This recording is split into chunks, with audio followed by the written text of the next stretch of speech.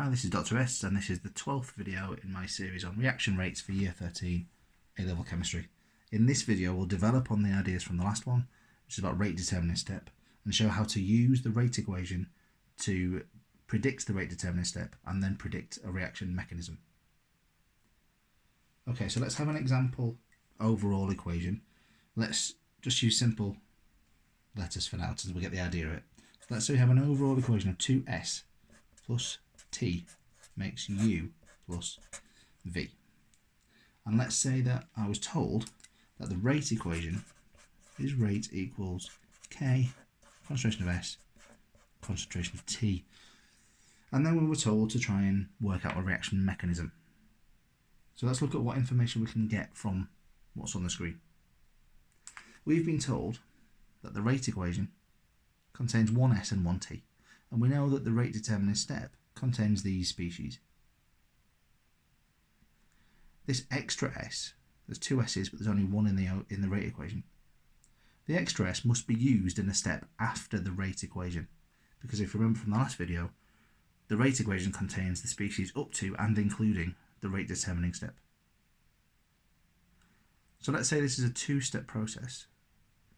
We know that the S and the T must be in the first step. And we know that this second S must go into the second step. So step 1, step 2. When we're doing simple structures like this, simple letters, we don't necessarily know which one of these could be made. So I'll do another one with proper chemicals in a minute. But let's say that the first step might make U, and it might also make an intermediate. Well, that intermediate would be used up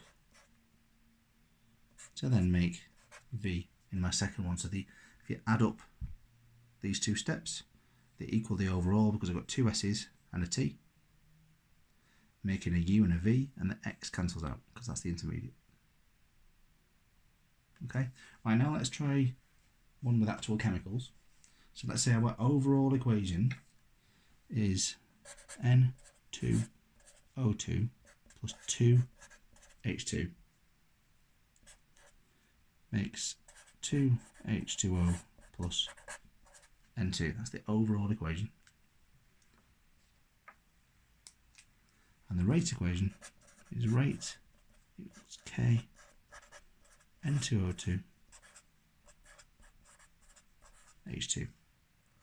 So again, what we can tell is that the N2O2 is used up in the rate determining step, and one of the hydrogens is, but the second one must be used in a step after the rate determining step.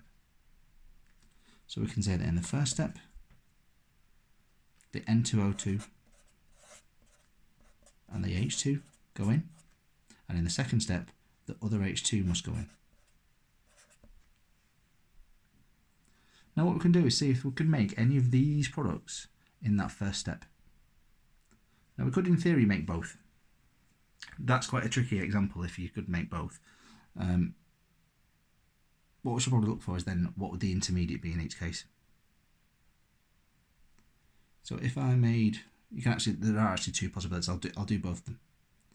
So let's say we make a water, H2O. What I'm now left with is N2O, which is a viable intermediate. That would go into the second step. And then what would this make? H2 plus N2O. Well, I need to make another H2O. I need to make an N2. So if you add these two steps up now, N2O2 plus 2H2 makes 2H2O and N2, and the N2O is the intermediate. There is another alternative mechanism.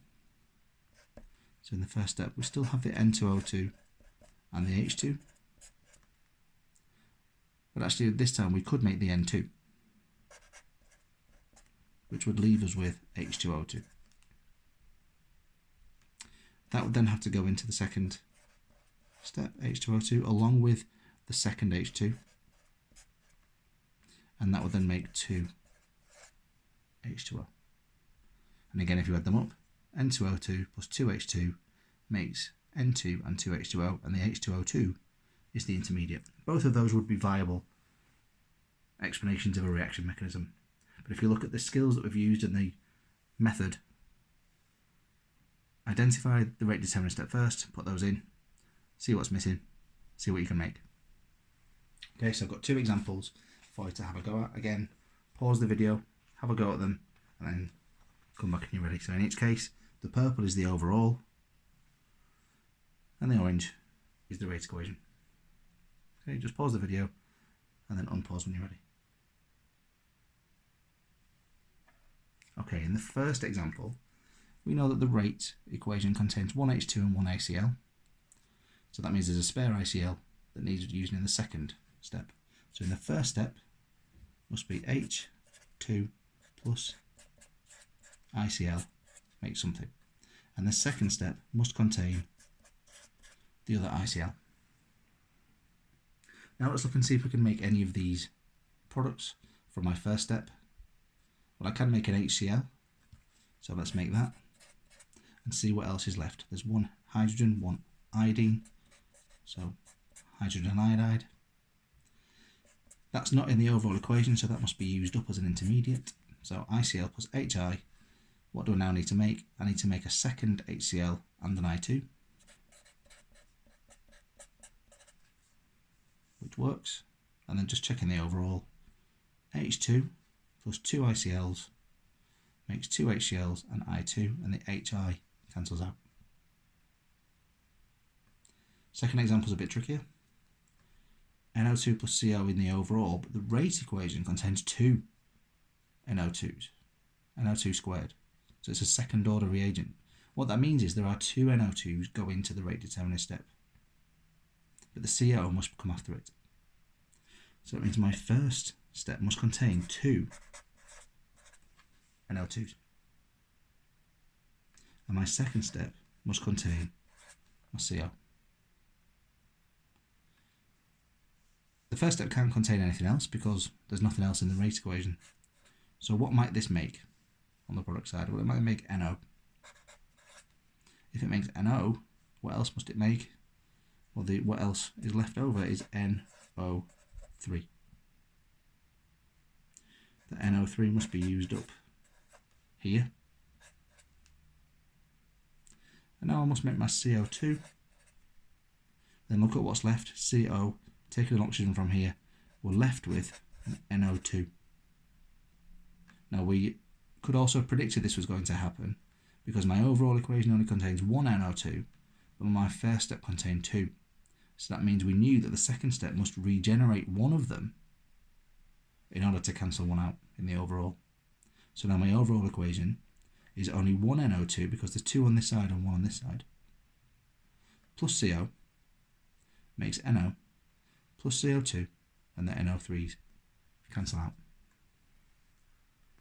People do tend to find rate determining step questions quite tricky, but rest assured that as long as you understand that the rate equation contains the species that are important, that's your starting point. And the question should tell you which step is the rate determining step. If it's the first step, it's relatively easy, and the majority of questions do have the rate determining step as the first step. Okay, I hope that's cleared everything up. I'll see you next time.